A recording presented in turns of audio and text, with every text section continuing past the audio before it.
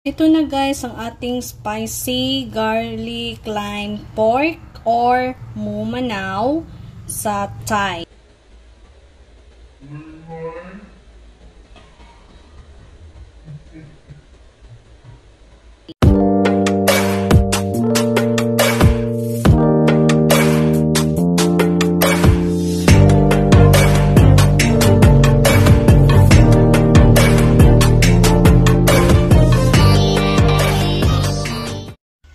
Hello guys! Welcome back to our channel. So, kumusta po kayong lahat? Sana po ay masaya at nasa mabuting kalusugan kayong lahat dyan. At ngayon po guys ay isi-share ko po sa inyo ang another Thai food recipe na napakadaling gawin at siguradong magugustuhan nyo po. Pag mahilig kayo sa spicy, sour, sweet na dish. So, ako mahilig kasi ako sa guys, sa mga gano'n na umami taste na mga food. So, yung medyo maalat, na matamis, na maanghang, na may kunting asim. So, gano'n. So guys, before we start, let me introduce to you yung mga ingredients na ating gagamitin. So guys, ito na yung mga gagamitin natin na mga ingredients. Mayroon tayo ditong 2 tablespoons of soy sauce, 2 tablespoons of oil, 4 tablespoons of water, 2 tablespoons of cornstarch, 3 to 4 tablespoons of fish sauce, depende po sa inyong panlasa, 2 to 3 tablespoons of palm sugar. So again, i-adjust nyo lang sa panlasa nyo guys. 500 grams of pork. So, yung ginamit ko guys is shoulder part. Pero mas malasa daw yung back part ng pork. So, dito, gumamit ako ng coriander guys instead of cilantro. So, originally, ang ginagamit dito ay cilantro. Kaya lang mas gusto ko ang lasa ng coriander. So, may 4 din tayo dito na lime. So, kung wala kayong lime guys, yung gamitin nyo na lang ay calamansi, mga 10 pieces of calamansi. So, dito, gumamit ako ng bird pepper or yung maliliit na sili guys. 6 na piraso lang. Pero adjust lang natin kung kung kailangan pa natin ng more na anghang. Pero originally guys, ang ginagamit ito ay Thai chili. Kaya lang ito ay mas mahanghang kaysa Thai chili. So, ito siya ay 4 na cloves ng garlic. So, ang gagawin natin ngayon guys ay ang tinatawag na mumanao. Mu is pork, manao is lime. Pero actually, dinidrench siya sa fish sauce and lime and garlic. So, simulan natin ang pagluluto guys. So, mayroon tayo dito shoulder part ng baboy. So, unahin natin ilagay guys ang soy sauce. So, ito yung soy sauce natin guys. Lagyan natin ganyan. Tapos, sunod natin yung oil. So, ang purpose dito guys ay para hindi siya mag-stick. Hindi sila mag-stick sa stick together. Kasi maninipis ito guys. Tingnan nyo. Maninipis ito. Ganito ang ginagamit sa mumanao. So, next natin ay yung water.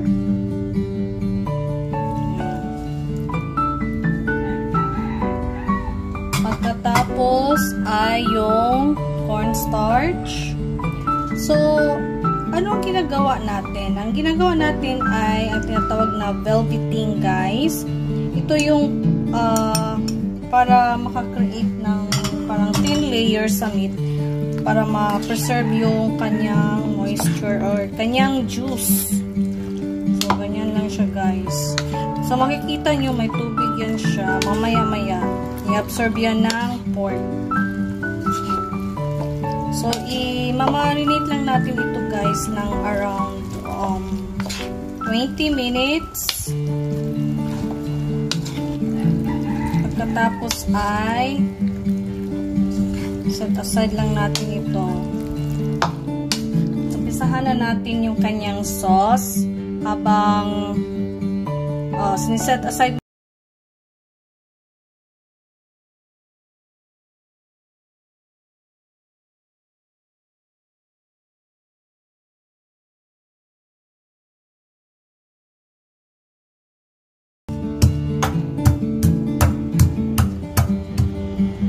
Tapos yung garlic.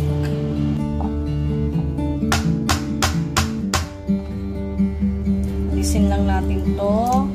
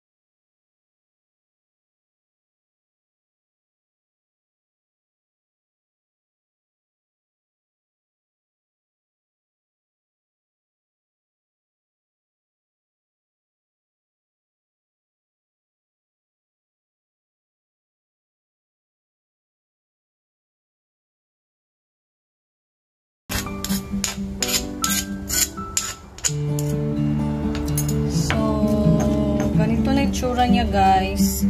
Itsura talaga. Ganyan na siya. So, pag ganito na, ilalagay na natin ang ating palm sugar.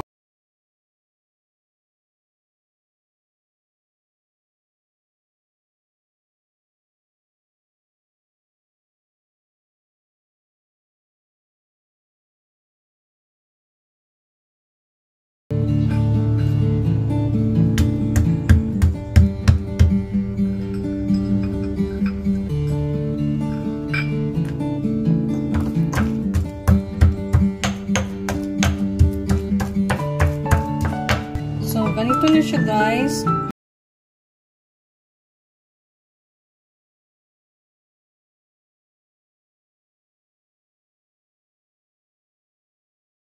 So, ilagay na natin ang susunod natin na ingredients, which is the fish sauce. Ito na fish sauce natin.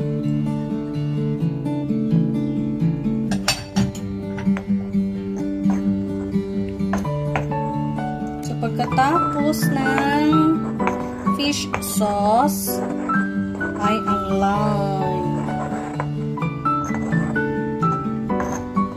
Lagyan natin ang lime.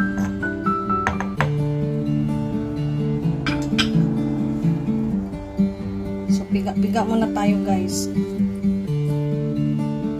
So, okay na to siya, guys. Ilagay na natin. Nalagay ko na lahat ng ating lime. At okay natin yung timpla niya.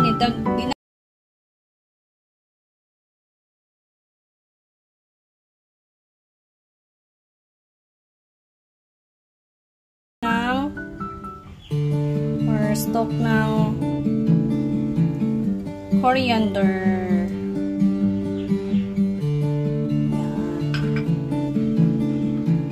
So, hintayin lang natin siyang mag-boil, guys. Tapos, nilagyan ko lang itong plate ng leaves ng coriander. But, actually, itong itong dish na to guys ay siniserve ng mga Thai na nilalagyan nila ng cabbage dito sa yung chinap nila na cabbage sa plate, tapos yung pork, tapos yung sauce, tapos nilalagyan nila ng mga side dish na nilalagyan nila ng mga fresh vegetables sa side like cucumber or mint, yung herbs. Kasi yung mga Thai guys, mahilig sila kumain ng fresh vegetables and herbs during meal. So, especially kung spicy yung kinakain nila, may mga talaga yan, fresh vegetables. So, simulan na natin guys. Unti-untiin lang natin yung pork. Huwag lang natin sabay lahat.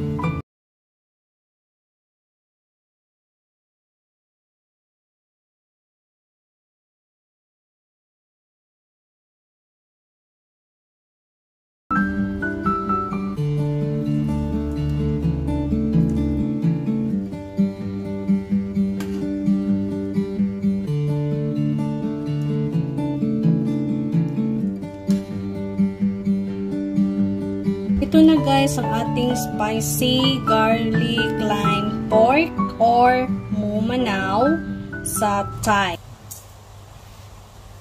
Limay?